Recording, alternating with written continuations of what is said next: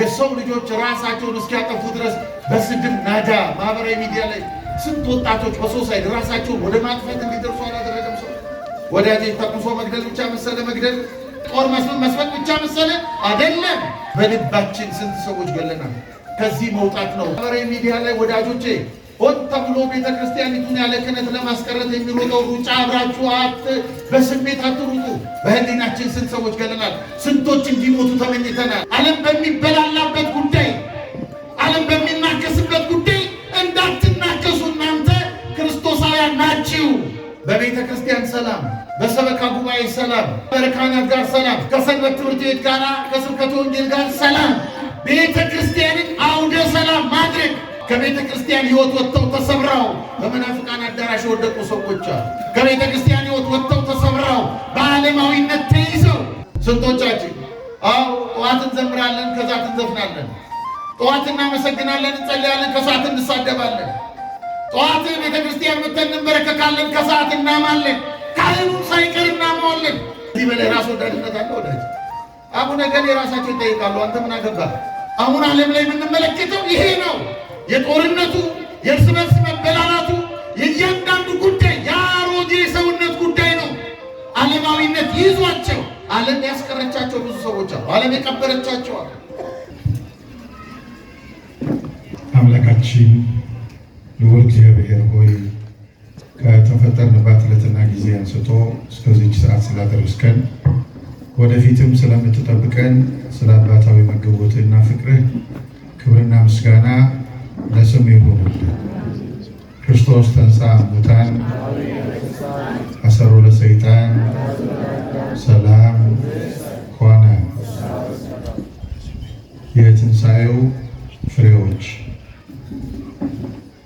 ክቡራን የምትሆኑ ሊቃውንተ ቤተክርስቲያን፣ አዕይንተ እግዚአብሔር ካህናት፣ ላይካነ ምስጢር ዲያቆናት የእግዚአብሔርን ቸርነትና መግቦት ሽታችሁ በዚህ ስፍራ የተገኛችሁ ኦርቶዶክሳውያን ቤተሰቦቻችን፣ ማህበረ ምዕመናንና ምዕመናት ሁላችሁን በክርስቶስ ሰላም እላችኋለሁ። እንደምን ሰነበታችሁ? አሜን። አምላካችን ቅዱስ እግዚአብሔር ስሙ ለዘላለም የተመሰገነ ይሁን።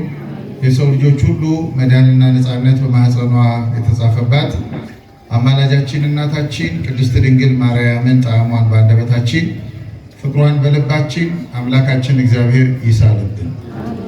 እንደ እግዚአብሔር ፈቃድ የምንማርበት የትምህርታችን ርዕስ የትንሣኤው ፍሬዎች የሚል ይሆናል።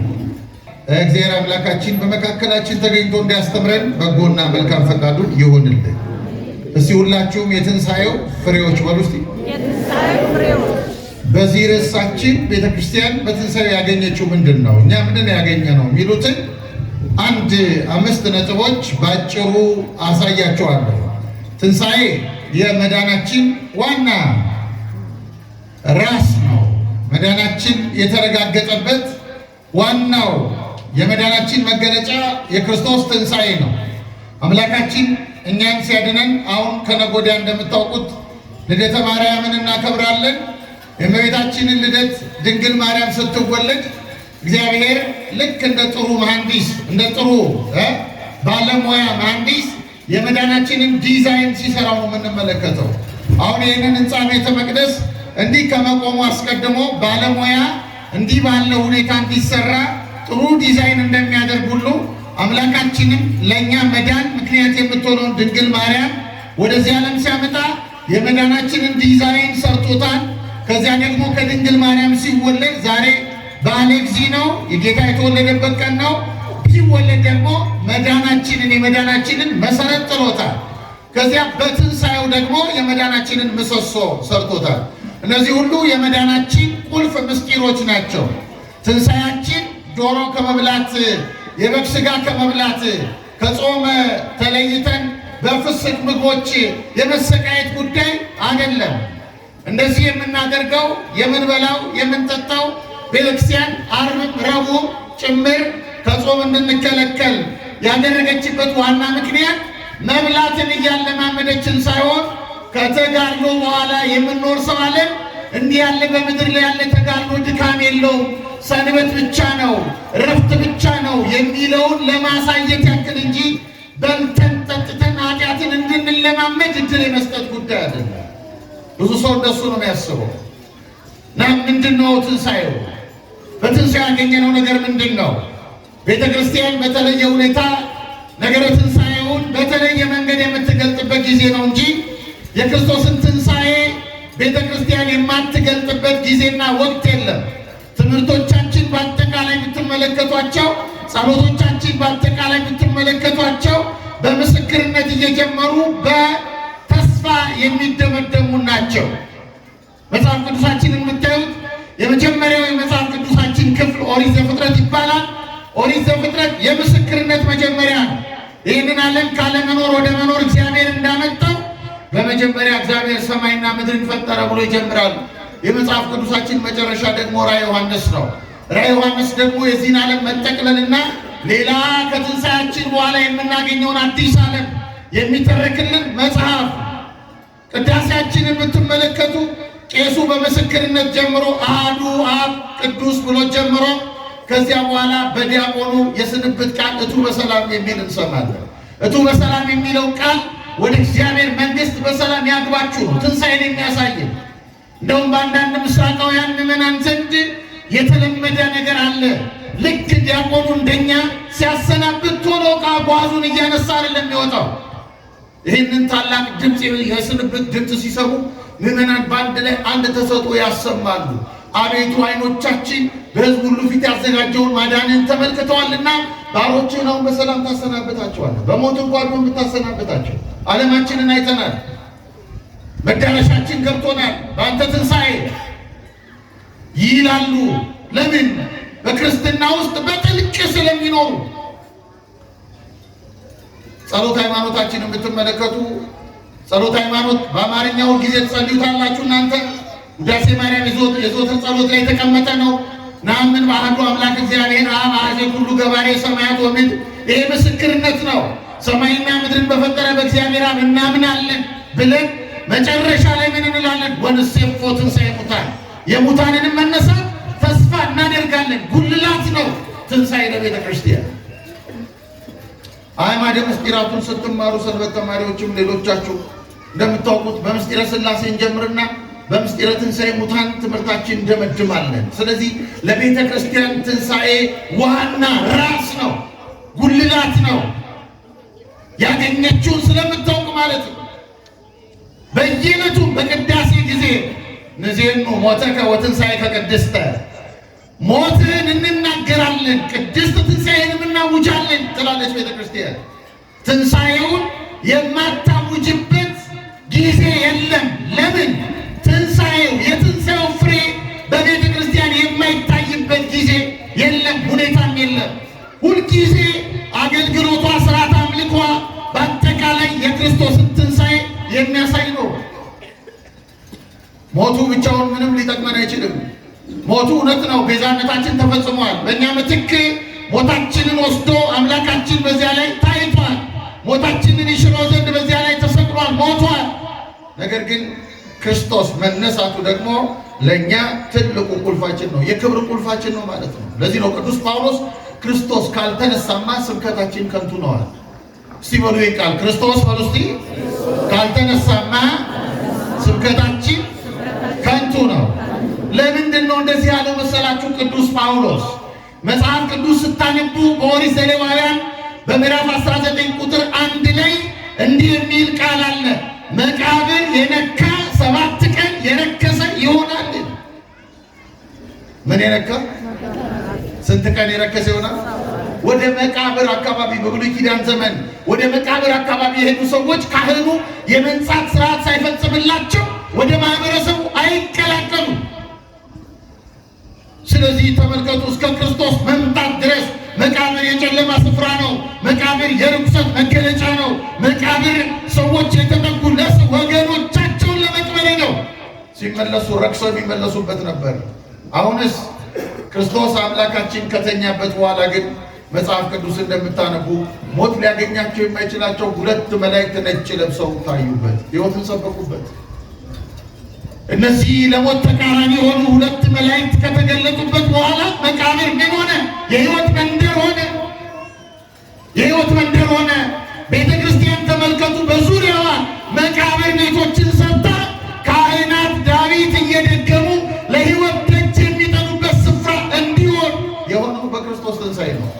ይህን ታስተውላላችሁ። አይነ ልብ ያለው ሰው ወደ መቃብር እንኳን ሲሄድ የክርስቶስ ትንሣኤ ይታየዋል። የክርስቶስ ትንሣኤ ይታየዋል። እና አሁን በክርስቶስ ትንሣኤ ያገኘነው ነገር ምንድን ነው ወዳጆቼ? የክርስቶስ ትንሣኤ ሰማይን ያስደሰተ ነው። በሞቱ እንደምታውቁት ሰማይ አልቅሶለታል። ሰማይ ጥቁር ለብሶለታል። ፀሐይ ያለ ሰዓቷ ጨልማለች። ለምን? ጌታዋ ሲሰቀል ተመልክታ ማለት ነው። እንደዚህ ደግሞ በትንሣኤ ደግሞ ሌሊቱ በርቷል። ተመልከቱ። በክርስቶስ ትንሣኤ ሰማይ ደስ ብሎታል። የምስጋና ልብስ ለብሷል። እና ሰማይን የምስጋና ልብስ እንዲለብስ ያደረገ ይህ ትንሣኤ ለእኛ ለክርስቲያኖች ምን የተሰጠበት ነው? ቤተ ክርስቲያን ምን ያገኘችበት ነው? የሚሉትን ሀሳቦች ነው ባጭሩ ማሳያችሁ። ክርስቲያኖች ስለ ትንሣኤ በደንብ ተምራችኋል፣ ይገባኛል። ግን በደንብ ደግሞ እንድናውቀው አንዳንዶቻችን ከክርስቶስ ጋር እስከ መቃብር ብቻ ያለ ውል ያለን የሚመስለን እንደ ኤማውስ መንገደኞች ሌላውን ለመፈጸም መንገዳቸውን አቋርጠው ከክርስቶስ ጋር መቃብሩ አካባቢ ሲደርስ ግንኙነታቸውን አቋርጠው ሌላ ሊጀምሩ ሲሉ ክርስቶስ መንገድ ላይ ያገኛቸው። የሰው ልጆች ሕይወት እንደዚህ ነው፣ ጉዞ ነው። በጉዟችን የሚገጥሙ ብዙ ነገሮች አሉ። አንዳንዱ ጉዞ ይሰብረዋል፣ የሕይወት ጉዞ ይሰብረዋል። ከቤተ ክርስቲያን ሕይወት ወጥተው ተሰብረው በመናፍቃን አዳራሽ የወደቁ ሰዎች አሉ። ከቤተ ክርስቲያን ሕይወት ወጥተው ተሰብረው በዓለማዊነት ተይዘው ተመልከቱ። ዓለማዊነት ይዟቸው ዓለም ያስቀረቻቸው ብዙ ሰዎች አሉ። ዓለም የቀበረቻቸው አሉ። እና ክርስቲያኖች በጥልቀት ትንሣኤው እንዲገባል ትንሣኤውን መኖር እንድንችል ምንድን ነው ትንሣኤው የሰጠን? ምንድን ነው የሰጠን? ክርስቶስ የተነሳው ፀሐይ ከመውጣቷ በፊት ነው፣ ሌሊት ነው። ክርስቶስ ሲነሳ በመጀመሪያው ቀን ነው የሚለው፣ በሳምንቱ የመጀመሪያ ቀን። ይሄ ማለት እሑድ ነው። ፍጥረት የተጀመረበት ቀን ነው። ፍጥረት በተጀመረበት ቀን አምላካችን የተነሳበት ዋና ምክንያት ምንድን ነው ብትሉኝ፣ አዳም ፍጥረትን ይዞ ስለወደቀ ነው። ሰው ብቻውን አይወድቅም። ይገርማቸዋል። ምክንያቱም ሰው የሁለት ዓለም ውቅር ነው። እግዚአብሔር ሲፈጥረው የቁሳዊ ዓለምና የመንፈሳዊ ዓለም ውቅር ነው። ሰው ከሁለቱ ዓለም የታነጸ ነው። ይሄ ቁሳዊ ዓለም መሬትነት ያለው ነው። እነዚህ አራቱ ባህርያተ ሥጋ ይባላሉ። መሬት፣ እሳት፣ ነፋስ፣ ውሃ። እነዚህ አራት ናቸው። እነዚህ ብቻ ግን አይደሉም ሰው። እንደገና ደግሞ ሶስት ባህርያተ ነፍስ አሉ፣ መንፈሳዊውን ዓለም የሚዛመድበት። ስለዚህ ሰው ምንድን ነው የምትሉኝ? በመንፈሳዊና በቁሳዊ ዓለም መካከል ያለ ድንበር ነው፣ ወሰን ነው፣ ካህን ነው፣ መካከለኛ ነው። ይህንን ቁሳዊውን ዓለም መንፈሳዊውን ዓለም መዛመድ የማይችለው ባህሪው ሊያዛምደው የማይችለው ያንን ዓለም ለማዛመድ ወደ እግዚአብሔር እሱን ወደ መምሰል ሲወጣ ሰው ይህንን ፍጥረት ይዞት ይወጣል። ምክንያቱም ፍጥረት ከነዚህ አራት ባህሪያት አይወጣም። ስለዚህ አዳም አራቱን ባህሪያት ሲዋሃድ ፍጥረትን በሙሉ አሸክሞታል። የፍጥረት ንጉሥ ማለት ይሄ ነው። የምድር ንጉሥ ነሲ ነው። ይሄ ነው። አይታችሁ ከሆነ አዳም ሲወድቅ ምንድን ያለው አምላካችን? አዳም እንደወደቀ ምድር አለ ከአንተ የተነሳ እሾህና አሜኬላ ታብቅል። ምን አደረገች ምድር? ወዳጆች ምን አደረገች? አዳምን ከመስጠት ውጭ ምን አደረገች? አዳምን አካል ስጋ ከመስጠት ውጭ ምንም አላደረገችም ምድር። ለምንድን ነው ምድር የተረገመችው ብትሉኝ፣ ገዢዋ ስለወደቀ እርሷም አብራ ወደቀች። ክርስቶስ ደግሞ ሲነሳ ሁለተኛ አዳም ሆኖ ሲነሳ መልሶ ፍጥረትን ይዞ ተነሳ። ምድር ጠላት ሆነችበት በሰው ልጅ ላይ። ሞት ሰለጠነበት። ሞት መሰልጠን ብቻ አይደለም። ሞት ምን ያደርገዋል? ሞት አዳምን ነፍሱን ከስጋው ከለየ በኋላ ነፍሱን ወደ ሲኦል ያወርደዋል። ስጋውን ለመቃብር ይሰጠዋል። መቃብር ደግሞ ስጋውን ወደ አፈርነት ይለውጠዋል። ይሄ ነው ክብር ይለዋል። ሰው ከእግዚአብሔር ሲለይ ሁለት ቅርጽ ያዘ። እየሰማችሁ ነው? በደንብ እያደመጣችሁ ነው? ስሙ በደንብ ትምህርት ነው። ሁለት ቅርጾች ያዘ፣ ምድራዊና ስጋዊ ማንነት።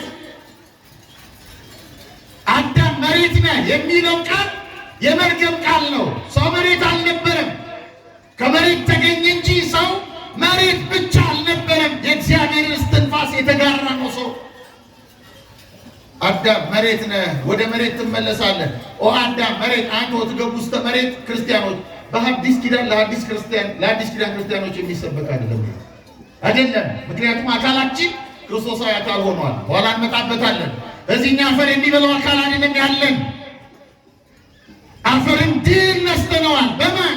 በክርስቶስ። ስለዚህ ሰው እንዲህ ነበረ እና ነፍሱ ወደ ሲኦል ይወርዳል።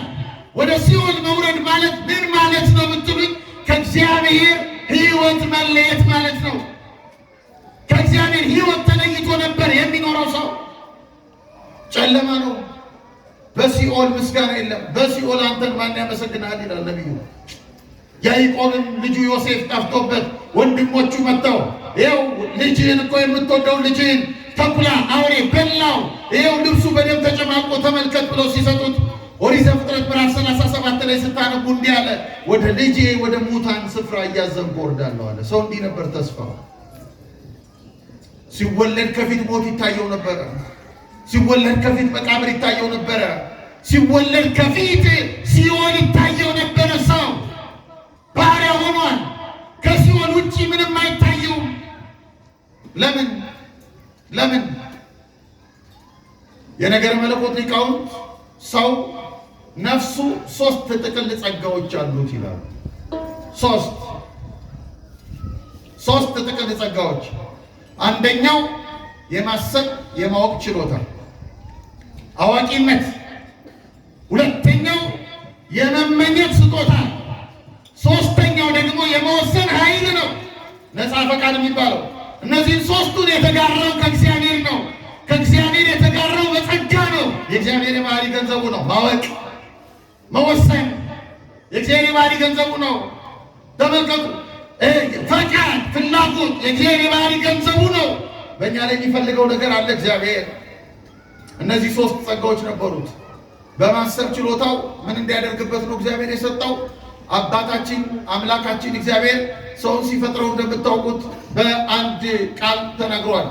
ሰውን በመልካችን እንደ ምሳሌያችን እንፍጠር።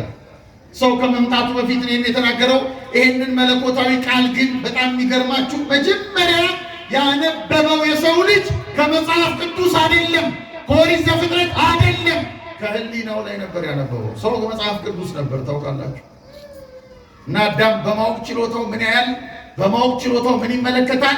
ይህንን ሥላሴ የተናገረውን ቃል ሰውን በመልካችን እንደ ምሳሌያችን እንፍጠር የሚለውን ቃል አይቶ እኔ እግዚአብሔርን የምመስል ከሆነ እግዚአብሔር ማንን ይመስላል ብሎ ራሱን እያጠና እግዚአብሔርን ወደ ማወቅ የሚደርስ ሰው ሲጠና እግዚአብሔር የሚታወቅበት ፍጥረት ነበረ ባይወድቅ። አሁን ሰው ትርጉሙ በዝቷል እንደምታውቁት። በሀገራችን እንኳ የሰው ትርጉሙ ብዙ ነው፣ ለየቅል ነው። በዓለም ላይ እንደዚህ ነው። የሰው ትርጉም ብዙ ነው። የሰው ግን ትርጉሙ እግዚአብሔር ነበረ፣ የማንነት ቀውስ ሳይገጥመው በፊት እና ይሄ ነበረ። የመመኘት ስጦታው ደግሞ ዘላለማዊ እውቀትና ሕይወት እየፈለገ እንዲኖር ሌላ ነገር እንዳይመኝ። ዘላለማዊ ሕይወትን የሚመኙ ሰዎች ሌላ ይመኙ። ዘላለማዊ ሕይወት የሚመኙ ሌላ ምኞት ሚዛን ላይ አስቀምጡም እኩል አድርገው። አሁን ተመልከቱኛ ብዙ ጊዜ እንደምናገረው ክርስቲያኖች እኛ በእጃችን የምንይዘው ነገር ገዝቶናል። እውነት አሰብ። በነገራችን ላይ ቴክኖሎጂ መንፈስ ነው ማለት ይሄ እንትን አይደለም። መንፈስ ነው ስላችሁ በሌላ አትሰዱት፣ ሌሎች እንደሚሏችሁም አትሰዱት። መንፈስ ነው ማለት የሚገዛን ነው፣ የምንገዛው ነው። አባቶቻችን መናፍስትን ገዝተዋቸዋል። ሰይጣንን ሳይቀር ድልድይ አሰርተውታል። ሰይጣንን እነ ቅዱስ ተክለ ሃይማኖት ወዳጆቼ ሰይጣንን እንጨት አስፈልጠውታል። ሰይጣንን ውሃ አስቀድተውታል። እና አባ ጊዮርጊስ ዘጋስጫ ሰይጣንን ድልድይ አሰርተውታል። አንተ አሁን በዚህ መንፈሳዊ ነገር ትሰራበታለህ? ገዝተዋል ወይስ ገዝተነዋል? ገዝቶናል ወይስ ገዝተነዋል?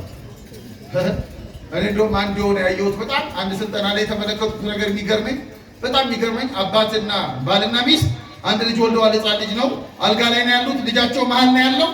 እነሱ በዚህና በዚህ ነው ያሉት። ሁለቱም ሞባይል ይዘዋል። እና ልጁ ወደ አባቱም ሲዞር ሞባይሉን ይዟል አልጋ ላይ፣ ወደ እናቱም ሲዞር ሞባይሉን ይዛለች። እና እኔን ወልደውኝ ነው ወይስ ዳውንሎድ አድርገውኝ ነው? ግን የሚያስቅ ይመስላል። ግን የሚያስቅ ነው። የሁላችሁ የልጆቻችንን የማንነት ትርጉም ወደ ማዛባትን የመጣ ነው እንዴ? ዓለም ላይ እኮ እኔ ከእናትና ከአባት አልተገኘውም ጾታም የለኝም የሚል ወዶ የመጣ እንዳይመስለኝ።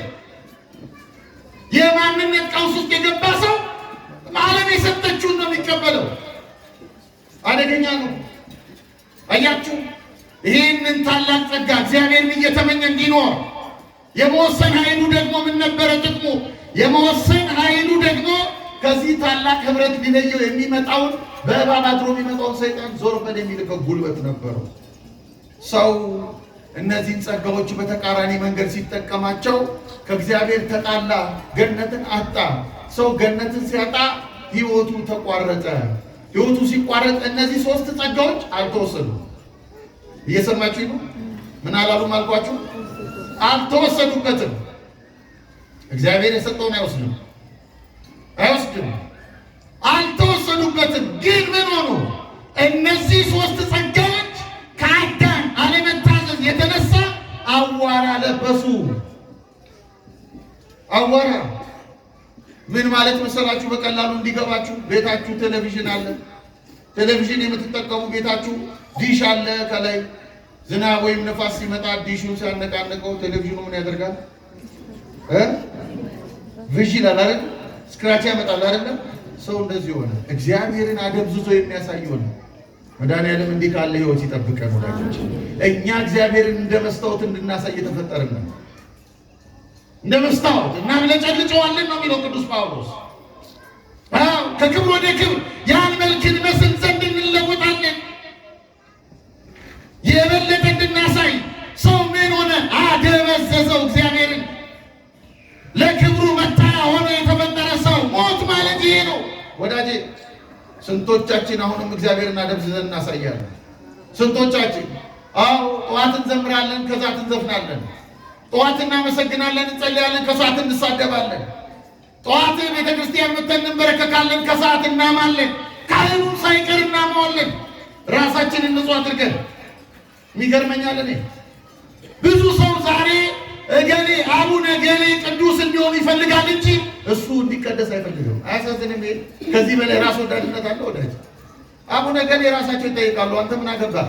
እግዚአብሔር የመዝገብ ቤት ሰራተኛ እኮ አልቀጠረ። መምህሬ ገሌ እስቲ ምን እንደሰሩ አላየሁም እተኔ ንገሪኝ አይልም እግዚአብሔር ወዳጅ፣ አይልም። ለእያንዳንዱ እንደ ዋጋው እንዲሰጠው በእጁ አለ እግዚአብሔር። እየሰማችሁ ነው? በምን ዋላ አልኳችሁ? በእጁ። እኛ የተጠራ ነው እግዚአብሔርን ፊት ለፊት እንድናሳየው ነው፣ በህይወታችን እንድናሳየው። ስለዚህ ሰው እንዲሆነ በመወሰን ኃይሉ ሰው ምን ሆነ? ከእግዚአብሔር ተለይቶ ከገነት ወጥቶ ጫካ ተደበቀ። እግዚአብሔር ድምፅ ሲያሰማ ተደብቄአለሁ። በቃ ወደ ገነት እርሱን ወደ መምሰል የሚያወጣው መንገዱ ተለወጠ። አሁን ዓለም ላይ የምንመለከተው ይሄ ነው። የጦርነቱ፣ የእርስ በርስ መበላላቱ፣ የእያንዳንዱ ጉዳይ የአሮጌ ሰውነት ጉዳይ ነው። የወደቀ ሰውነት። እነዚህ ጸጋዎች አዋራ የለበሱበት ሰውነት አደገኛ ነው። አምላካችን ወደ ባህሪያችን የገባው እነዚህ ሊያስወግድልን ማለት አሜን። የእኛን ሰውነት ለበሰው። ስሙ ለዘላለም የተመሰገነ ይሁን። ወደ ውስጣችን ገባ። የሰው ልጅ ተብሎ ተጠራ። የሰው ልጅ የእግዚአብሔር የባህሪ ልጁ ሲሆን ሰው ወድቆ፣ ያውም እኮ የሚገርመው ሰው እንዲህ ተብሎ ነበረ። ሰብእሰን ዘክቡር ውእቱ ኢያእመረ። ሰው ክቡር ሆኖ ሳለ አላወቀም። ወኮነ ከመ እንስሳ ዘአልቦ ልቦ ተመሰሉ። ልብ እንደሌላቸው እንስሶች ሆኑ። እንዲህ ተብሎ የተነገረለት ሰውን አምላካችን ገንዘቡ አደረገው። አይገርማችሁ? እንዴት ያለ ፍቅር ነው! እንዴት ያለ መውደድ ነው! ወድቀዋል። ሌላ ለፍጠር አላለም፣ እተካላለም። ይኸውላችሁ ችሎታው ፍቅሩን አልሰወረበትም። ችሎታው ሁሉን ቻይነቱ ፍቅሩን አልከለከለውም። እግዚአብሔር ወድቀንም ሊፈልገን መጣ። ባሪያችንን ተዋሃደ።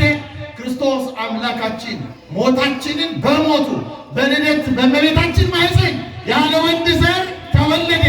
ልብ በሉ፣ ምን ሰራ ድንግል ማርያም ማኅፀን ውስጥ ብትሉኝ አምላካችን መጀመሪያ በሩካቤ ሥጋ ወቅት አዳምና ሔዋን ያመጡትን መርገም፣ አዳምና ሔዋን ያመጡትን ዕዳ በሩካቤ ሥጋ ወቅት ባልና ሚስት ሩካቤ ሥጋ ሲፈጽሙ በሚጸነሰው ልጅ ሰይጣን ያንን አዳምጦ ይመጣና ሰይጣን መጥቶ ጽንሱ ላይ ያድርበታል። ባለዕዳ ሆኖ እንዲወለድ ያደርገዋል። አሁን አምላካችን ክርስቶስ ምን አለ? እንበለ ዘር መጣ፣ ከሰይጣን ተሰውሮ መጣ፣ በማኅፀነ ድንግል አደረና ያንን ሰንሰለት ቆረጠው። ስሙ ለዘላለም የተመሰገነ ይሁን። የክርስቲያኖችን ሩካቤ ንጹሕ መኝታ አደረገው። አያቸው፣ አከበረው። የሥላሴ መንግሥት የሚታይበት አደረገው። የክርስቲያኖችን ጋብቻ ቀደሰው። መዳናችንን ከዚህ ከጀመረው ከማኅፀነ ድንግል። ከዚያ ደግሞ ሞት ነበረ። ሞት እንደምታውቁት የሰው ልጆችን በሙሉ ተቆጣጥሮ የሰው ልጆችን በሙሉ ይዞ ሞት ሲያስጨንቅ ኖረ። ሁሉም ገዛቸው። በብሉይ ኪዳን ዘመን ሞትን ከሙታን ላይ ማብረር የቻሉ ቅዱሳን ነበሩ። መቃብራቸው ሳይቀር ሙት ማስነሳት የቻሉ ቅዱሳን ነቢያት ነበሩ። የሚያሳዝነው ግን ሞትን መግደል አልቻሉም። እነሱ ራሳቸው ለሞት ተይዘዋል። ሞትን መግደል የሚችል ፍጡር ስለሌለ ሞትን ይገለው ዘንድ የኔና የእናንተ አምላክ ሞተ። ይህ ቀላል አይደለም ወዳጅ። የኔና የእናንተ አምላክ ሞትን ወደ ሕይወቱ ጋበዘው። ሞትን ና ብሎ ጠራው በግብዣ። ጴጥሮስ ምን አለ? ጌታ ሆይ አይሁንብህ ብሎ ስለ ሞቱ ሲናገር አንተ ሰይጣን ከእኔ ወግድ፣ የሰውን እንጂ እግዚአብሔርን አታስብምና አላቸው። ሞትን ጋበዘ። ክርስቶስ ሞትን ወደ ሕይወቱ ጋብዞ ሞት አቅም አነሰው። ሞት ወደ ሕይወቱ ከተጋበዘ በኋላ ሞት ሙታንን እየገደለ ኖረ። የሕይወትን ምንጭ ግን ማድረግ አልቻለም ሞት። ስለዚህ ሞት ተሸነፈ። ሞት መዝገቡን አነበበ ይለናል ቅዱስ ኤፍሬም። ሞት መዝገቡን ገለጠ። ሞት በሞት ሲዳኝ እያየ ችሎት ተቀምጦበት ሞት እኔ እስከ ዛሬ ድረስ ከአዳም ጀምሮ ሁሉ በእጄ ነበረ እገሌም እያለ በስም እየጠራ ለመቃብር ያስረከባቸውን ጠርቶ 2 ሰዎች ብቻ አምልጠውኛል አለ። እነርሱም ሄኖክና ኤልያስ ይባላሉ አለና እነርሱንም ፈለግኳቸው፣ ግን ሞት የማያገኛቸው ኪሩቤል ስለሸፈኗቸው አቅቶኝ ተመለስኳል። አሁን ግን እየገደልኩት እየመሰለኝ እያሸነፍኩት እየመሰለኝ እኔን የረታኝ ማን ነው ብሎ ጠየቀ ይላል የድንግል ማርያም ልጅ ክርስቶስ። ተመልከት፣ አሸነፈልኝ ሞት። ወዳጄ ታዲያ አሁንም አንተ በኃጢአት ትሞታለህ፣ አንተ በዓለም ትሞታለህ። አሁንም ክርስቶስ ለአንተ ሞቶ ዳግመኛ መቃብር እንዳያገኝ መቃብር ሞት ጊዜያዊ ክስተት እንዲሆን አድርጎ መቃብር ዳግመኛ ለሕይወት የምንወለድበት አድርጎ አንተ ትሞታለህ። መቃብር ኃይሉ ተነሳ፣ ድል ተደረገ። መቃብር ድል ተደረገ ማለት የሚገርማችሁ ሰዎችን ወደ አፈርነት ለውጦ ማስቀረት የማይችል ሆነ። ማንንም ኃጢአተኞችን እንኳን አያስቀርም። እየሰማችሁኝ ነው? ምኖችን አልኳችሁ? ንስሐ ያልገቡ ኃጢአተኞችን እንኳን አፈር አድርጎ ማስቀረት አይችልም። ትንሣኤ ያላቸው እነሱ፣ ትንሣኤያቸው ግን የሐሳብ ትንሣኤ ነው። ነፍሳቸው እንደጨለመች ይወጣሉ። እግዚአብሔር እንዲህ ካለ ሕይወት ይጠብቀን። ነፍሳችን ክርስቶስን አንጸባርቆ መውጣት እንድንችል ወዳጆች፣ ይህንን ታላቅ ኃይል ለዚህ ነው ቅዱስ ጳውሎስ ምን አለ? የፊልጵስዩስ መልእክት ምዕራፍ 3 ላይ እንዲህ አለ፣ የትንሣኤውን አለ ኃይል እንዳውቅ እመኛለሁ። እየሰበከለት ኃይሉን እንዳውቅ እመኛለሁ ይላል።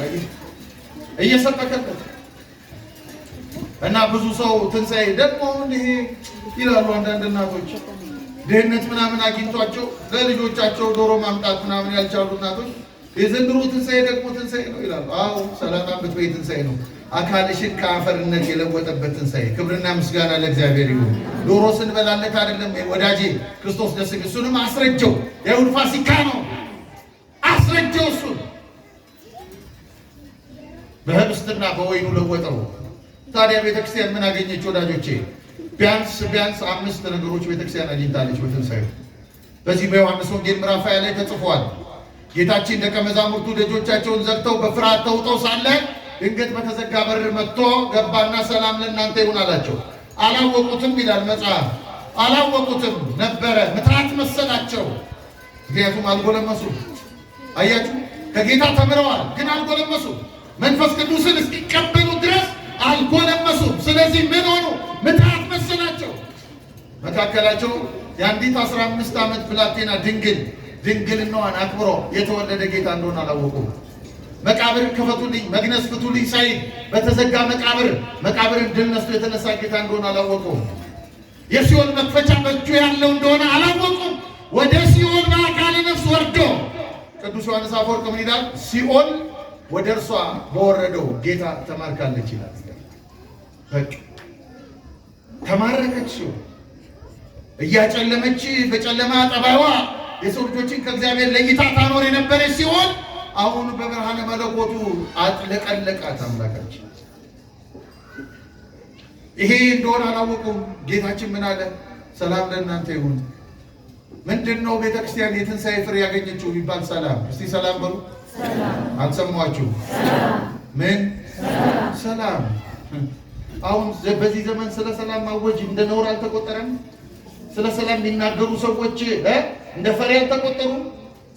ስለ ሰላም የሚናገሩ ሰዎች ቤተክርስቲያን ሰላም እንዳታውጅ እንደ ባንዳ አልታዩም? ወዳጆቼ ሰላም ምንድነው? ሰላምታችን ክርስቶስ ተንሥአ እሙታን በዐቢይ ኃይል ወሥልጣን አሰሮ ለሰይጣን አግዓዞ ለአዳም ብለን ምንድነው ምንለው? ሰላም ሰላም። ይኸው ካህኑ ይላል እኛን ወክሎ ፊቱን ወደ ታቦቱ አዙሮ ከጸለየ በኋላ ክርስቶስን ወክሎ ፊቱን ወደ እኛ ደግሞ አዙሮ ሰላም ለኩልክሙ ይላል። ይሄ ሰላም ቤተክርስቲያን በግበ በምድር አላጣችው። ከመሬት በታች የዋለችበት ዘመን ነበር በቤተክርስቲያን ታሪክ። ከመሬት በታች ይህን ሰላም አላጣችሁም። ሰላም ለእናንተ ይሁን ማለት ምን ማለት ነው? ክርስቶስ ለእናንተ ይሁን፣ ክርስቶስ ለሁላችን ይሁን። ወዳጆቼ የቤታችን ምልክት የብዙዎቻችን የቤት ምልክት የቤት ቁጥር ነው። ወዳጆቼ ክርስቶስ የቤታችን ራስ ሊሆን ይገባል። ሰላማችን እርሱ ነውና ነው ያለው ቅዱስ ጳውሎስ። ሰላም ለእናንተ ይሁን። ሰላም ለእናንተ ይሁን ማለት እርስ በርሳችሁ ሰላም ሁኑ። ዓለም በሚበላላበት ጉዳይ፣ ዓለም በሚናከስበት ጉዳይ እንዳትናከሱ። እናንተ ክርስቶሳውያን ናችሁ።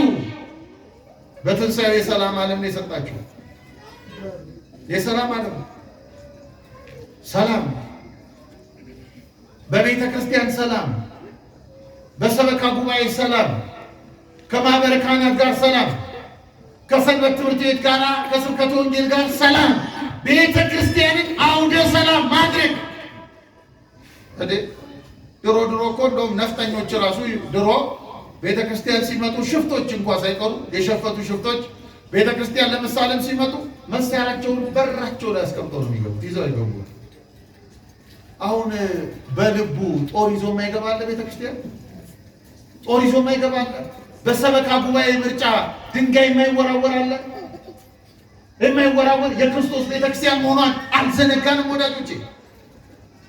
ከመንደር እሳት የማታመጣ ቤተክርስቲያን ፍም ይሄ ካህኑ የሚያጥንበት ፍም፣ የዕጣኑን መስዋዕት የሚያቀርብበት ፍም ከመንደር አያመጣም። እስቲ ዲያቆኑ አላያያዘምና ፍም አላዘጋጀምና እስቲ ከወለተ ማርያም ሂድና ቶሎ እሳት አምጣልን አይልም ቄሱ። አይችልም። እሳት ኖሮት ነው አይደለም። ቤተ ክርስቲያን የመንደር ሀሳብ አታስተናግድ። ሰላም ብዙዎቻችን ይሄ ሰላም በልባችን ሊፈስ አልቻለም። ለምን? አሮጌ ሰውነት ነው ያለን። አያችሁ፣ ይህን ሰላም ማስተናገድ የሚችል ሰውነት አይደለም ያለን። ሰላም ለእናንተ ይሁን። ከማንም ጋር የትም ይወለድ ምንም ቋንቋ ይናገር ሰላም የተሰጠን ሰላም ነው። ሁለተኛው አምላካችን ምን ሰጠ ብትሉኝ፣ መዳሰስን ሰጠ ለቤተ ክርስቲያን። መዳሰስ ይሄ ቁርባን ይባላል። ደቀ መዛሙርቱን ምን አላቸው? ሰላም ለእናንተ ይሁን ካላቸው በኋላ ዳሱኝ አላቸው። ምታት ሲዳስሱት ቁስሉን አዩት። ቁስሉን ቤተ ክርስቲያን የተወለደችበትን ገነት የተከፈተበትን ቁስላዩ ለንጊኖስ ሲወጋው የጌታን ጎን ሲከፍተው በዚያ ቅጽበት ገነት ተከፈተች። የኪሩቤል ሰይፍ ወደቀለት። ለዚህ ነው ቅዱስ ኤፍሬም ምን ይላል? ኑ በተወጋው ጎኑ በኩል ወደ ገነት እንግባ ይላል። እስቲ በሉ ይቃል ኑ በሉ እስቲ በተወጋው ጎኑ በኩል ወደ ገነት እንግባ። ምክንያቱም ጎኑ ሲወጋ ውሃና ደም ወጥቷል ብላ ቤተክርስቲያን ታስተምረናለች። አይደለም እንዴ? ውሃው ጥምቀታችን ነው፣ ደሙ ደግሞ ከኃጢአት የምንታጠብበት ነው፣ የገነት ማንነት የምናገኝበት። አሁን ጌታችን ተመልከቱ፣ በቤተ ክርስቲያናችን በመልክዓ ኅብስት ይታያል፣ በአካለ ኅብስት ይዳሰሳል። ካህኑ ቀድሶ ሲወጣ እጁን ያሳልመናል። የዳሰሰውን ጌታ እጁን በደም ነክሮ ነው የሚወጣው። አያችሁ፣ እንስመዋለን እኮ ታውቃላችሁ። ይህ ክርስቲያኖች ይሄ እኮ የትንሣኤው ውጤት ነው። በብሉይ ኪዳን ዘመን እንኳን ክርስቶስ እግዚአብሔርን መዳሰስ ቀርቶ ወዳጆቼ የሲና ተራራን እንኳን ለመንካት አልተፈቀደልንም ነበረ። አሁን በሲና የተገለጠውን አምላካችንን ወደ መዳሰስ የመጣ ነው። በምንድን ነው? በትንሣኤው። የክርስቲያኑ ትንሣኤ ይሄ ነው። እርሱም መዳሰስ፣ መዓዛችን እርሱ እንዲሸት። ሶስተኛው ጌታችን ለቤተ ክርስቲያን ምንድን ነው የሰጠው ብትሉኝ፣ በደቀ መዛሙርቱ በኩል ሶስተኛው የትንሣኤ ፍሬ ምንድን ነው ብትሉኝ፣ አምላካችን ለመንግስቱ እንድንላክ አደረገ። እንዲህ ያላቸው ደቀ መዛሙርቱ በከመ ፈነወኒ አብ ከማሁ አነኒ ፈንወክሙ፣ አባቴ አብ እንደላከኝ እኔ ደግሞ እልካችኋለሁ። ለምን? የእግዚአብሔርን መንግስት እንድናሰፋ፣ በእግዚአብሔር ፍቅር የተጠመደ ዓለም እንዲሰፋ፣ ጥላቻ እየጠበበ ጨለማ እየራቀ ብርሃን እየሰፋ እንዲመጣ፣ ምድር የክርስቶስ መንግስት እንድትሆን በማን በክርስቲያኖች በኩል አምላካችን ይገርማቸዋል። በዚህ በዮሐንስ ወንጌል በምዕራፍ 17 ላይ ልክ በዳግም ትንሣኤ ሊቃውንቱ በቤተ ክርስቲያን ካህናቱ ድኅረ ቁርባን የሚባል አለ። ወንጌሉን አንብበው በኋላ ደግሞ ግብረ ዘወሀብከኒ ፈጸምኩ ብሎ ጌታ የተናገረው ያንን ይጽፋሉ በወረብ እና የሚገርም ነው። ክርስቶስ ልክ እንደ ጥሩ አገልጋይ፣ እንደ ጥሩ አደራ እንደፈጸመ ሪፖርት አቅራቢ እንዲህ ይለዋል እግዚአብሔር አብን ግብረ ዘወሀብከኒ ፈጸምኩ። አባት ሆይ በምድር ላይ እሰራ ዘንድ የሰጠኝ ስራ ፈጽሜ ያከበርኩ፣ ስምህን ገለጥኩላቸው። ስምህን የማይታወቀውን ስምህን፣ ጨለማ የማያየውን ስምህን እኔ ገለጥኩላቸው። አዳም በወደቀ ማንነቱ የእግዚአብሔር ድምፁ ያስፈራል ብሎ ሽሽትን ለወገኖቹ አስለምዶ ነበር። እኔ ደግሞ ድምፅህ የሰላም ድምፅ እንደሆነ፣ ድምፅ መድኃኒት እንደሆነ፣ ስም መድኃኒት እንደሆነ አስታወቅኩኝ አለ ክርስቶስ። አስታወቅኩኝ። አባ ሰብሐኒ በስብሐቲከ፣ በዓለም ላይ በአንተ ዘንድ ባለኝ የባህሪ ምስጋና አክብረኝ፣ አመስግነኝ። ክርስቲያን ምንድን ነው የሚሰራው? የእግዚአብሔር መንግስት ያሰፋል። የማን መንግስት አልኳችሁ? ይኸውላችሁ ወንጌል ተቀምጦ መማር የእግዚአብሔር መንግስት ማስፋት ነው። የእግዚአብሔር መንግስት ማስፋት ነው። ክርስቲያኖች የእግዚአብሔር መንግስት የሚሰፋበት ስራ እያለ ባልባሌ ስፍራ ጊዜያቸውን አያባክኑ። የእግዚአብሔር መንግስት የሚያሰፉ ናቸው። በቤታቸው እግዚአብሔርን የሚያሳዩ ናቸው። በትዳራቸው እግዚአብሔርን የሚያሳዩ ናቸው። በንግዳቸው እግዚአብሔርን የሚያሳዩ፣ በስልጣናቸው እግዚአብሔርን የሚያሳዩ ናቸው። የእግዚአብሔርን ፍቅር ለዓለም የሚያሳዩ ናቸው። ምንድን ያደረገው ክርስቶስ? በዚህ ምድር የቆሰለውን አከመ። የቆሰለውን የሰው ልጅ አዳነ። የጎሰቆለውን አዳነ። ክርስቲያኖችስ ምንድነው ማድረግ ያለባቸው? የጎሰቆሉትን ማቅናት፣ የቆሰሉትን ማከም። ክርስቲያን አብሮ አያቆስልም። አሁን ዓለምን የሚያቆስሉ በዝተዋል። የሰው ልጆችን የሚያቆስሉ በዝተዋል። አያችሁ፣ የሰው ልጆች ራሳቸውን እስኪያጠፉ ድረስ በስድብ ናዳ ማህበራዊ ሚዲያ ላይ ስንት ወጣቶች በሶሳይድ ራሳቸውን ወደ ማጥፋት እንዲደርሱ አላደረገም ሰው? ወዳጄ ተኩሶ መግደል ብቻ መሰለ መግደል፣ ወርውሮ መምታት ብቻ መሰለ መግደል፣ ጦር መስበቅ ብቻ መሰለ አይደለም። በልባችን ስንት ሰዎች ገለናል። በህሊናችን ስንት ሰዎች ገለናል። ስንቶች እንዲሞቱ ተመኝተናል። ከዚህ መውጣት ነው ትንሣኤው። የትንሣኤው ፍሬ ምንድን ነው ብትሉኝ፣ የእግዚአብሔር መንግስት ማስፋት። የእግዚአብሔር መንግስት ህይወት ነው፣ ሞት አይደለም። አራተኛው የትንሣኤ ፍሬ አዲስ አካል ነው። እስቲ አዲስ አካል በሉ። እንዲህ አለ ጌታችን፣ አባቴ አብ እንደላከኝ እልካችኋለሁ አለና ለእግዚአብሔር መንግስት የሚላከው አካል ደግሞ ምን መሆን እንደሚገባው ሲያስረዳቸው እፍ አለባቸው። መንፈስ ቅዱስንም ተቀበሉ ይላል መጽሐፍ ቅዱሱ። ሐዋርያት መንፈስ ቅዱስን የተቀበሉት በበዓለ ጴንጤቆስጤ ነው፣ በበዓለ መንፈስ ቅዱስ ነው። ጌታችን እፍ ሲልባቸው እኔ እግዚአብሔር ነኝ እያላቸው ነው። ትናንትና አባታችሁን አዳም ከምድር አፈር አበጅቼ የሕይወትን እስትንፋስ ያጋራሁት እኔ ነኝ፣ ዘላለማዊነትን የሰጠሁት። አሁንም እንደገና ከምድር ዳግመኛ በትንሣኤ እንድትወለዱ የማደርጋችሁ አዲስ አካል የሰጠኋችሁ ነኝ። አሁን ይህ አካላችን የክርስቶስ ነው። የማን ነው? ለሞት የሚገዛ አካል አይደለም። ለኃጢአት የሚገዛ አካል አይደለም። ለክፋት የሚገዛ አካል አይደለም። መቃብርን ሳይቀር ድል የነሳ አካል፣ ሕያው አካል፣ የማይሞት አካል፣ አልባሌ ስፍራ የማይገኝ አካል።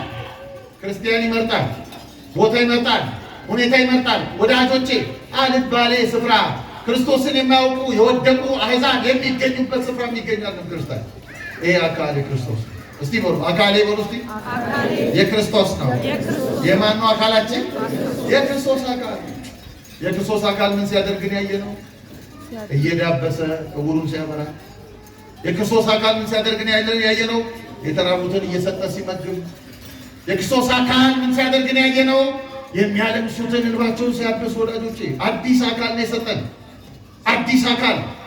ይሄ አካል የትንሣኤ አካል ነው። ለዚህ ነው ቅዱስ ጳውሎስ ምን አለ? ማንም አለ በክርስቶስ ቢሆን አዲስ ፍጥረት ነው አለ። አዲስ ፍጥረት። አዳም ምድርን ይዞ ወደቀ። አምላካችን ደግሞ ይሄ አዳም የጣላትን ምድር ይዞ ተነሳ። ለዚህ ነው ቅዱስ ያሬድ ወምድርን ይትገብር ፋሲካ አለና፣ ምክንያቱም ሲናገር ተሐጽባ በደመ ክርስቶስ፣ ምድር ፋሲካን ደስታን ታደርጋለች። ምክንያቱም አለ በክርስቶስ ደም ታጥባለችና። አዎ አዲስ አሁን ነው እውነት የሚገለጥባት ዓለም፣ መድኃኒት የሚገኝባት ዓለም አደረገው አምላካችን። እሾህና አሜኬላውን ነቀለው በትንሣኤው። ለምን? ክፋት ነው እሾህ፣ አሜኬላ ሐሰት ነው ወዳጆቼ። ነቀለው፣ ክደት ነው ነቀለው። የክርስቲያን ሰውነቱ የክርስቶስ አካል ነው። በትንሣኤው ያገኘነው ይሄን ነው። አዲስ አካል እንደ ክርስቶስ መቅደስ እርሱ የሚነበብብን አካል። አምስተኛውና የመጨረሻው ለቤተ ክርስቲያን ክህነትን ሰጠ። ምን ሰጠ አልኳችሁ?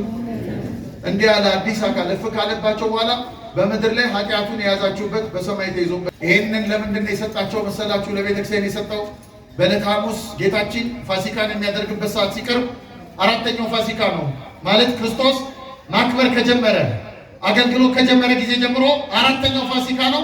ደቀ መዛሙርቱ አንድ ጥያቄ ጠየቁት ጌታ። የማርቆስ ወንጌል ምዕራፍ 14 ላይ እናገኘዋለን። ምን አሉ ጌታችንን? ኦ መምህር በአይቴ ተፈቅድና አስተዳሉ ከመትብላ ፍስሐ፣ መምህር ሆይ ፋሲካን ትበላ ዘንድ ቤት ስፍራ እንድናዘጋጅልህ ትወዳለህ አሉት። ተመልከቱ፣ አንዳንድ ፋሲካዎችን በሰዎች ቤት አክብሯል ጌታ። ፋሲካን ትበላ ዘንድ ብሎ ሲጠይቁት ጌታችን አሁን አንድ ስፍራ አዘጋጁልኝ አላለም። እንደተለመደው አድርጎ አላለም። ወደ መንገድ ውጡ።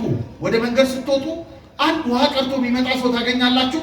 ያም ውሃ ቀርቶ በገንቦ ተሸክሞ የሚመጣውን ሰው ከኋላ ዝም ብላችሁ ተከተሉትና የሚገባበት ቤት ሲደርስ ባለቤቱን መምህሩ ፋሲካን የሚያደርግበት ሰዓት ደርሷል፣ ስፍራውን አሳየን በሉት። ያን ጊዜ በላይ በደርቡ ላይ የተለጠፈ ስፍራ ያሳያቸዋል። በላይ እስቲ በላይ በሉ። የሚገርም ነው። እቺ ቤተ ክርስቲያን ናት፣ ከምድር ከፍ ያለ በላይ ሰማይን የምታሳይ ፋሲካን በዚያ አደርጋለሁ። ታዲያ እንዴት ነው ያደረገው ፋሲካውን ጌታ? በግ አላረደም። በብሉይ ኪዳን ፋሲካ በግ ይታረዳል። በጉ መታረድ ብቻ አይደለም። በጣም የሚገርመው ለእያንዳንዱ የሚበቃ በግ ነው የሚታረደው። በብሉይ ኪዳን ታሪክ በጣም ሪከርድ የሰበረ ብዙ በግ ያረደው ኢዮስያስ የተባለ ንጉሥ ነው። የህዝቡ ቁጥር በጣም በዝቶ ስለነበረ ከ5500 በላይ በጎች በአንድ ቀን አርዷል። 5500 በግ ግን ተበልቶ አልቋል። ጠዋት ምንም የለም። አሁንስ ክርስቶስ አይ እንዲህ ያለ በግ አይደለም፣ ተበልቶ የሚያልቅ በግ አይደለም። አሁን ፋሲካው በህብስትና በወይን ተለወጠ። አያችሁ፣ ጌታ ህብስቱን አንስቶ ባረከ። ይህ ስለ እናንተ የሚቆረስ ሥጋዬ ነው ከእርሱ ብሏል። ወይኑን አንስቶ ይህ ስለ እናንተ የሚፈሰው የሐዲስ ኪዳን ደሜ ነው ከዚህ ጠጡ አለ። አይሁድንም ከቤተ መቅደሳቸው ከመቅደስ ውስጥ በግና በሬውን በጅራፍ እየገረፈ በዕለተ ሆሳዕና ሲያወጣ እንዳይከሱት፣ መስዋዕታችንን አወጣብን ብሎ እንዳይከሱት ቀድሞ በቃና ዘገሊላ አዘጋጅቶት ነበር፣ ተክቶታል። ይህንን እሱ ያደረገውን ምስጢር በምን እናደርጋለን እንዳይሉ ደቀ መዛሙርቱ ክህነቱን ሰጣቸው። የማንን ክህነት? የራሱን። እስቲ የራሱን በሉ። የክርስቶስ ክህነት። አሁን ቄሱ ጋር ተጠግታችሁ ይፍቱኝ ስትሉ ምንድን ነው የሚለው ቄሱ? አቤት እኔ ፈትቼሻለሁ ብሎ ያውቃል? ይቃል አይልም ማለት ማን ይፍታ ነው የሚለው? ክህነቱን አክብሩት ክርስቲያኖች፣ እሺ በሉ አክብሩት። የማህበራዊ ሚዲያ ላይ ወዳጆቼ ሆን ተብሎ ቤተ ክርስቲያኒቱን ያለ ክህነት ለማስቀረት የሚሮጠው ሩጫ አብራችሁ በስሜት አትሩጡ። በመመሬ ገሌ ልክ አትመልከቱ። ክህነቱን የሚያጠፉ ሊኖሩ ይችላሉ። በዚያ ልክ እንዳታዩት። ክህነት ምስጢራት የሚከናወኑበት ነው ወዳጆቼ። እኔ አሁን በቅርብ ያየሁት አንድ ማህበራዊ ሚዲያ ላይ ሲከረከር ሰዎቹ ጠሩ፣ ካህናቱ ገብረ ሰላም ጠሩ። ይሄ ክርስቶስ ያደረገው ነው። ቤታቸው ጠሩ፣ ጋበዙ። ቤታቸው ጠርተው ካህናቱን ጋብዘው ቀርጸው ቲክቶክ ላይ ይለቋቸው። አሁን ይሄ ጤነኝነት? እኔ እኮ በዚህ ዘመን ክርስቶስ ቢመጣ በዘመን ቲክቶክ እንኳን አልመጣም። አሜን። ማምላክም አንሰቅለው እንጂ በጣም ከባድ እኮ ነው። ወይ አለማድረግ ነው። አለማድረግ ካደረግን ደግሞ በቃ ይሄ ከሆነ በኋላ ስልጣኔ አይደለም ይሄ። ወዳጆቼ ክህነቱን እናክብረው እንዴ! ልጆቻችን ለአዲስ ልደት የሚወለዱት በክህነት ነው። መስዋዕቱ የሚለወጠው በዚህ ክህነት ነው። ይሄ ክህነት የክርስቶስ ክህነት ነው። ነውር የሌለው ክህነት ነው። ነውር ያልተገኘበት ክህነት የተቀበለው ቄስ ለዚህ ክህነት የማይመጥን ከሆነ መክሊቱን በመቅበሩ ራሱ እግዚአብሔር ይጠይቀዋል። ተውት እሱ። እናንተ ግን ክህነቱን አክብሩ። ለቤተ ክርስቲያን የሰጠው ነው። ወደ ዘላለማዊ ሕይወት መሻገር የምንችልበት፣ ሞትን መፍታት የምንችልበት፣ ሞትን ማሰር የምንችልበት፣ ዘላለማዊ ሕይወትን መስጠት የምንችልበት ክህነት ይህን ታላቅ ስጦታን የሰጠው የትንሣኤው ፍሬ ይሄ ነው። ክርስቶስ በመነሳቱ ያገኘ ነው ይሄ ነው። ይሄ ወደ ዘላለማዊ ሕልውና የሚያሻግረን የቤተ ክርስቲያን ሀብት ነው። አንድ ታሪክ ባጭሩ ነግሬያችሁ ትምህርት የላም። አግናጢዎስ ይባላል። እስቲ አግናጢዎስ በሉት። በጣም ታሪካቸው ከሚያስደስቱኝ ሰማዕታት መካከል አንዱ ነው። አግናጢዎስ በጣም በሚደንቅ ሁኔታ ጌታችን በመዋዕለ ሥጋዌ ሲያስተምር በምድር ላይ ሕፃናትን ወደ እኔ ይመጡ ዘንድ አትከልክሏቸው ብሎ ካቀፋቸው ሕፃናት መካከል አንዱ ነው። በክርስቶስ ክንድ የታቀፈ እና በክርስቶስ ክንድ በልጅነቱ የታቀፈ ወዴት ሊሄድ ይችላል? ወዳጆች ወዴት ሊሄድ? ልጆቻችሁን ማን ነው የሚያቅፍላችሁ? ይሄ ነው የምታደርጓቸው። በክርስቶስ ክንድ የታቀፈ አድጎ ትራጃን በሚባል ንጉሥ ዘመን ወንጌል ያስተምራል። የቅዱስ ዮሐንስ ወንጌላዊ ደቀ መዝሙር ነበረ እና ወንጌል ሲያስተምር ትራጃን ደግሞ አንድ ሕግ አውጥቶ ነበር። ክርስትና ወንጀል ነው፣ ክርስትናን ማስፋፋትም መስበክም ወንጀለኛነት ነው ብሎ በሞት የሚቀጣበት ሕግ አውጥቶ ነበር። ትራጃን ይህንን አዋጅ አውጆ አግናጢዎስ ያስተምራል። አንድ ቀን ወታደሮቹ ለንጉሱ ነገሩት። ትራጃን አማከረና ባለስልጣናቱን ለተራቡ አንበሶች እንዲሰጥ ብለው ፍረድበት በዚህ ብለው ያንን ፍርድ ፈርዶበት ያን ደብዳቤ ንጉሥ ደብዳቤ ይዞ አግናጢዎስ ወደሚያስተምርበት ስፍራ መጡ እና እሱ ወደሚያስተምርበት ስፍራ መጡና ያን ደብዳቤ ሲያሳዩት መጀመሪያ ወታደሮቹን የምታስሩበትን ሰንሰለት ስጡኝ አላቸው። ሰንሰለቱን ተቀበለና አባቴ ቅዱስ ጳውሎስ የታሰረልህ ክርስቶስ ሆይ እኔም ለአንተ ክብርና ስም ታሰርልህ ዘንድ ለዚህ በረከት ስላቻኸኝ አመሰግናለሁ ብሎ የሚታሰርበትን ሰንሰለት ሳለ ከዚያ በሰንሰለት አስረው ይዘውት ሲጓዙ በጣም የሚገርመው ይዘውት ሲጓዙ ደቀ መዛሙርቱ እየተከተሉ ያለቅሳሉ። መምህራችን ሆይ ዓይናችን እያየ አንበሳ ሊበላ ነው እና ወታደሮቹን ለምነን አሊያም ደግሞ ጉቦም ቢሆን ሰጥተን አስጥለን ዘመን ሲስተካከል መጥተህ ታገለግለናለህ ምናምን አሉት። አግናጢዎስ እንዲህ አለ፣ ያስተማርኳችሁን ትምህርት ታምናላችሁ? አዎ አሉት። ትንሣኤ ሙታን እንዳለ ታምናላችሁ? አዎ። ከሞት በኋላ ሕይወት እንዳለ ታምናላችሁ? አዎ። እንግዲያውስ ከሞት በኋላ ሕይወት እንዳለ የምታምኑ ከሆነ በውስጥ ያለው ሕይወትን አይለኛልና በእንባችሁ እንቅፋት አትሁኑብኝ። እኔ በእግዚአብሔር ፊት በሕያው መስዋዕት ሆኜ የምቀርብ እንጀራ ነኝ ለእግዚአብሔር እና እንጀራ ደግሞ ስንዴ ደግሞ እንጀራ እንዲሆን መፈጨት አለበት። እኔም በክርስቶስ ፊት ሕያው እንጀራ ሆኜ ሕያው መስዋዕት ሆኜ በፊቱ እንድቀርብ በዚህ አንበሳ ጥርስ ልፈጭ ይገባኛል። እንደወፍጫዋል ከተፈጨው በኋላ የእሱ ሕይወት ነው ወይ የምቀርበዋል እና ተውኛለሁ። እናንተ የአንበሳውን ጥርስ ነው የምታዩት አለ። እኔ ግን በአንበሳው ጉሮሮ መሃል የክርስቶስን እጅ ተዘርግቶ ነው ያቀፈው እጅ ዘርግቷል። ታዩታላችሁ። በዓለም ውስጥ ያላችሁ የክርስቶስን እጅ እናያለን። በመስሪያ ቤታችን እናያለን። ወጣቶች በምትሉበት ቦታ ታዩታላችሁ። የክርስቶስ እጅ የሚከተላችሁ የሚጠብቃችሁ እናያለን ነው። አሁን እዚህ ከሰማን በኋላ ዘጋቻው ልንለው በል ደግሞ የነገው ጉባኤ ላይ እንገናኝ ልንለው እንደ ካፌ ጓደኛ።